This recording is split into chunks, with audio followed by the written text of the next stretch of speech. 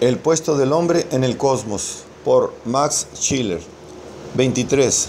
6. Para la metafísica del hombre, metafísica y religión. La misión de una antropología filosófica es mostrar exactamente cómo la estructura fundamental del ser humano, entendida en la forma en que la hemos descrito brevemente en las consideraciones anteriores, explica todos los monopolios, todas las funciones y obras específicas del hombre, el lenguaje, la conciencia moral, las herramientas, las armas, las ideas de justicia y de injusticia, el Estado, la administración, las funciones representativas de las artes, el mito, la religión y la ciencia, la historicidad y la sociabilidad. No nos es posible entrar en todos estos temas, pero como conclusión vamos a dirigir la mirada hacia las consecuencias que resultan de lo dicho para la relación metafísica del hombre con el fundamento de las cosas. Uno de los frutos más hermosos de la estructuración sucesiva de la naturaleza humana, basada en las bases de la existencia subordinada a ella, es la forma en que acabo de intentarla, es poder mostrar la íntima necesidad con que el hombre tiene que concebir la idea formalista de un ser suprasensible, infinito y absoluto, en el mismo momento en que se convierte en hombre, mediante la conciencia del mundo de sí mismo y mediante la objetivación de su propia naturaleza psicofísica, que son los caracteres distintivos específicos del espíritu. Cuando el hombre se ha colocado fuera de la naturaleza y ha hecho de ella su objeto, y ello pertenece a la esencia del hombre y es el acto mismo de la humanificación, se vuelve en torno suyo, estremeciéndose, por decirlo así, y pregunta, ¿dónde estoy yo mismo? ¿Cuál es mi puesto?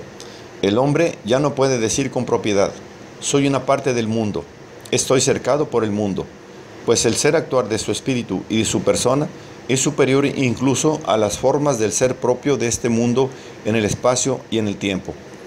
En esta vuelta en torno suyo, el hombre hunde su vista en la nada, por decirlo así.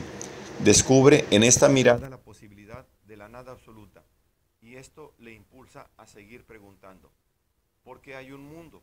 ¿Por qué y cómo existo yo? Repárese en la rigurosa necesidad esencial de esta conexión que existe entre la conciencia del mundo, la conciencia de sí mismo y la conciencia formal de Dios en el hombre. En esta conciencia, Dios ha concebido solo como un ser existente por sí mismo, provisto con el predicado de santo y que puede tener naturalmente las efectividades más numerosas y matizadas.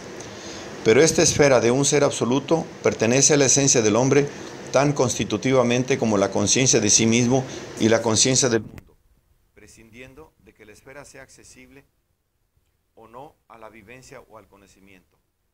Lo dicho por G. de Humboldt acerca del lenguaje, que el hombre no pudo inventarlo, porque el hombre solo es hombre mediante el lenguaje, es aplicable con el mismo rigor exactamente a la esfera ontológica formal de un ser, cuya santidad impone veneración, cuya autonomía es absoluta y cuyo rango es superior a todos los objetos finitos de la experiencia y al ser central del hombre mismo. Si se entiende por las palabras origen de la religión y de la metafísica, no solo el acto de llenar esta esfera de determinadas hipótesis y creencias, sino el origen de la esfera misma, este origen coincide exactamente con el advenimiento del hombre. Con necesidad intuitiva, descubre el hombre el singular, acaso, la contingencia del hecho de que exista un mundo en vez de no existir, y de que exista él mismo en vez de no existir, y descubre la contingencia de esa existencia en el momento en que adquiere conciencia del mundo de sí mismo. Por eso, es un completo error anteponer el yo soy como Descartes o el mundo existe como Santo Tomás de Aquino o la afirmación general hay un ser absoluto y querer alcanzar esta esfera del absoluto mediante una inferencia fundada en aquellas primeras especies de ser. La conciencia del mundo, la conciencia de sí mismo y la conciencia de Dios forman una indestructible unidad estructural, enteramente como la trascendencia del objeto y la conciencia de sí mismo surgen en el mismo acto, en la tercera reflexión. El hombre tuvo que afirmar de alguna manera su centro fuera y más allá del mundo, en el momento mismo en que opuso aquel no a la realidad concreta del medio, constituyen el ser actual del espíritu y sus objetos ideales. En el momento mismo en que se inició la conducta abierta al mundo y la pasión jamás aquietada de avanzar sin límites en la esfera del mundo descubierto, sin reposar en ningún objeto.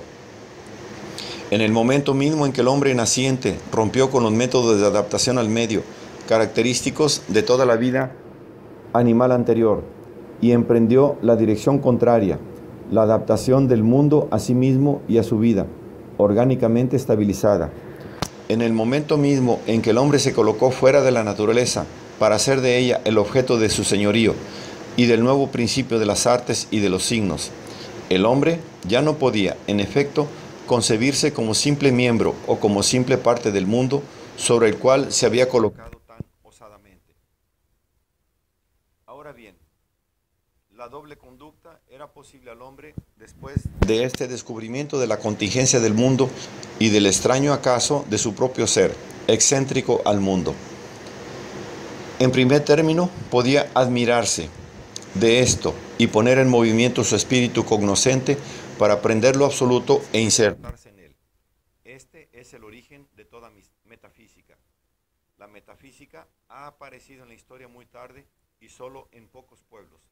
Mas el hombre podía también seguir el invencible impulso de salvación, no solo de su ser individual, sino primariamente de todo su grupo, y utilizar el enorme exceso de fantasía innato en él y que le diferencia del animal, para poblar esta esfera del ser con figuras caprichosas, refugiándose en su poder mediante los ritos y el culto, y tener así las espaldas guardadas, de alguna manera, cuando pareciese que el acto de emanciparse de la naturaleza y objetivarla y alcanzar simultáneamente su ser propio y la conciencia de sí mismo, iba a hundirle en la pura nada.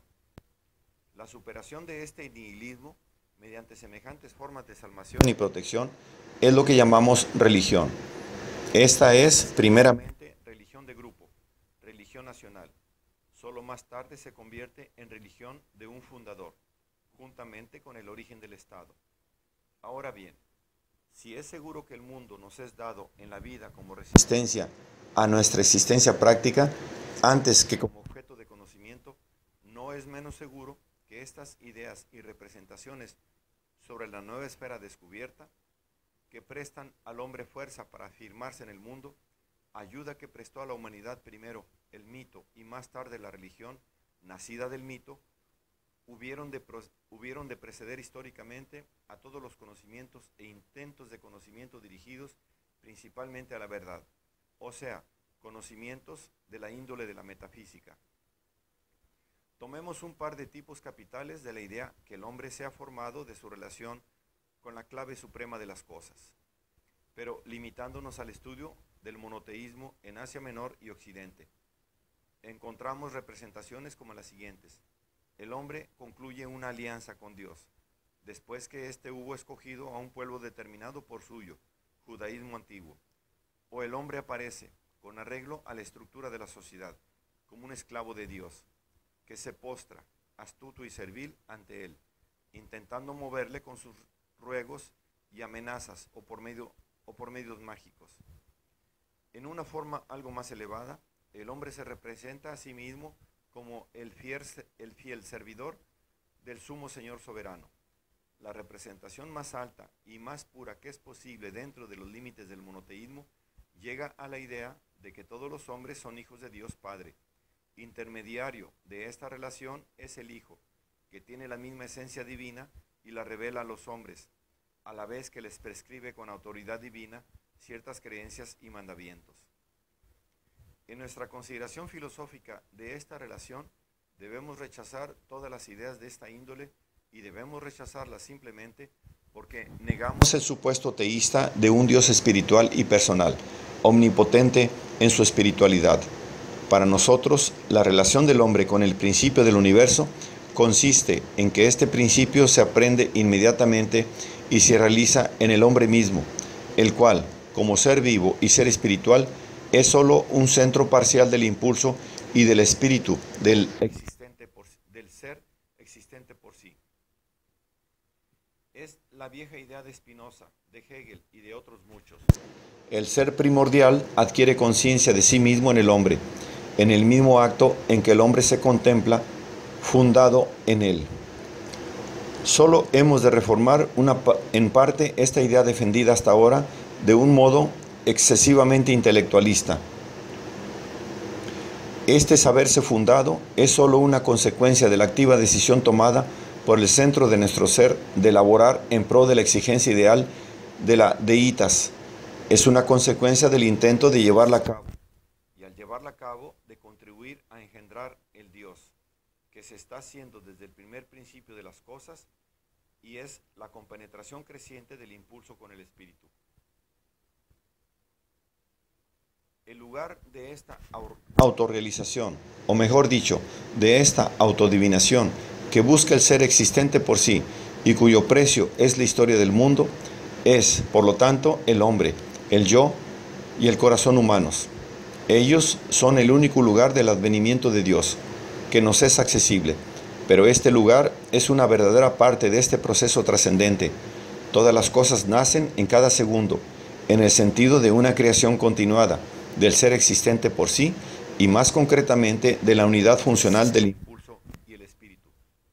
Pero solo en el hombre y su yo están relacionados mutua y vivamente los dos atributos del él per se, conocidos por nosotros.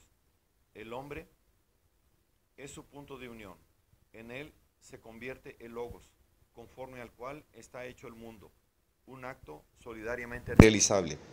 El advenimiento del hombre y el advenimiento de Dios se implican, pues, mutuamente, desde un principio, según nuestra concepción. Ni el hombre puede cumplir su destino sin conocerse como miembro de aquellos dos atributos del Ser Supremo y como habitante de ese ser, ni el ens hace sin la cooperación del hombre. El espíritu y el impulso, los dos atributos del ser, no están en sí perfectos, prescindiendo de su paulatina compenetración mutua como fin último, sino que se desarrollan a través de sus manifestaciones en la historia del espíritu humano y en la evolución de la vida universal. Se me dirá, y se me ha dicho en efecto, que no le es posible al hombre soportar un Dios imperfecto, un Dios que se está haciendo.